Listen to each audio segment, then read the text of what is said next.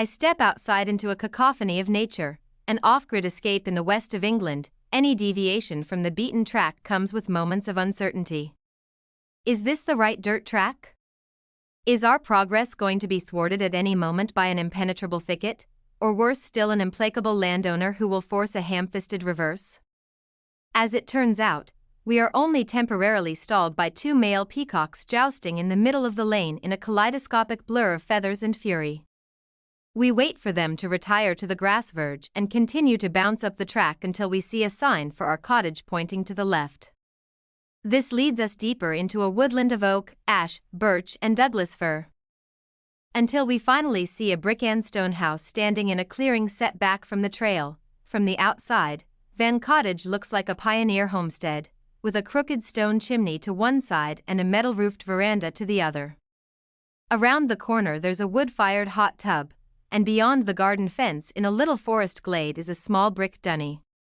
The house sits on a ridge, and the garden offers views over the carmine-colored ploughed fields and billowy woodland of Herefordshire. This pioneer spirit continues inside, where there's a kitchen with a wood-fired range, and an oak-beamed living room with a wood burner, a comfy sofa and a range of books. A wall of old oak boards has retained remnants of the wallpaper of previous occupants, adding a patina of history. The original two-up, two-down stone cottage dates back to the 18th century, and a brick extension was added in the mid-19th century.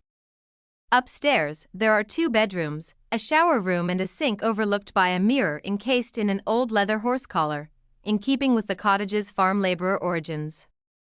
But the most recent renovation has converted it into a wood and solar-powered off-grid escape.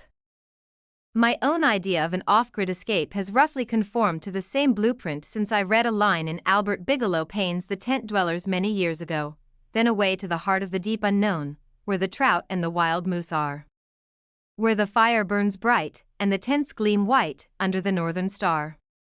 In our current deep unknown, a fleeting glimpse of a roe deer as I make my way to the outside dunny will have to make do for the wild moose.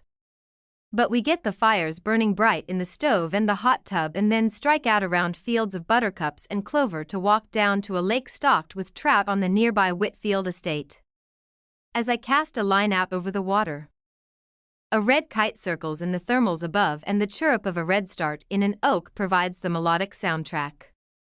After thrashing the water until dusk, I walk away empty-handed but content. Back at the cottage, we lower ourselves into the outdoor hot tub, which has reached a tolerable temperature, and watch the stars gleam white as a blanket of darkness envelopes the cottage, and a tawny owl hoots in the distance. The next morning, the realization of being off-grid truly kicks in. While I wait for the kettle to boil, a full 30 minutes as I neglected to keep the stove stoked overnight, I step outside and into a cacophony of nature. My bird app identifies chiffchaffs, wrens, great tits, blackcaps, blackbirds, nuthatches, and a woodpecker. A startled hare skitters beyond the garden fence, and a group of female pheasants saunter by.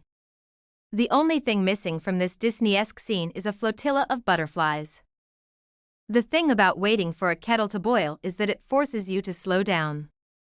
So I occupy my time by reading the cottage's literature, in which I discover that nearby, on the A465 to Hereford, is Locke's Garage, described as one of the great frontier stores in the whole country.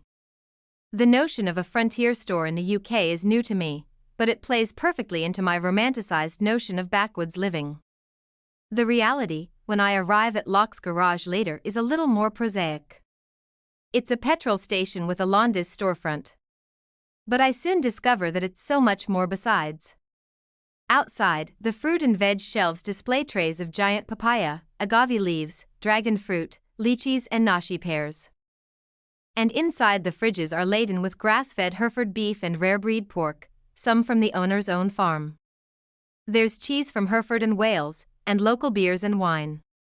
We come away with sausages and steaks for the barbecue that evening. We spend the next few days in leisurely exploration, dog walks in the big woods surrounding the cottage, where there are signs of tree cutting and squirrel traps on high platforms.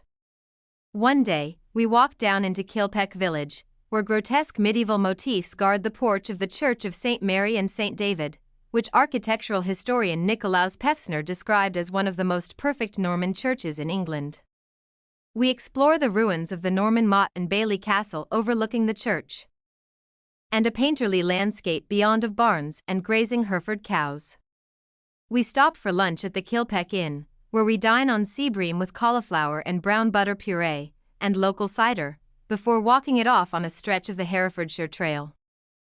On other days we head into Hay-on-Wye to browse the bookshops, and walk country lanes around Skenfrith Castle, just over the border in Monmouthshire. But mostly we spend the time sitting outside listening to birdsong, pulling books from the shelves and deciding our daily menu. It's surprising how fully so little can occupy you without a television to fill in the gaps. And even though the cottage has broadband, our laptops remain unopened throughout the visit. We replace doom scrolling with keeping the home fires burning in the range and the hot tub. Each evening is spent with a saunter down to the lake in pursuit of an elusive trout. And each evening I return to the cottage with an empty net, but with a lightness of being after another day in the heart of the deep unknown. And under the northern star.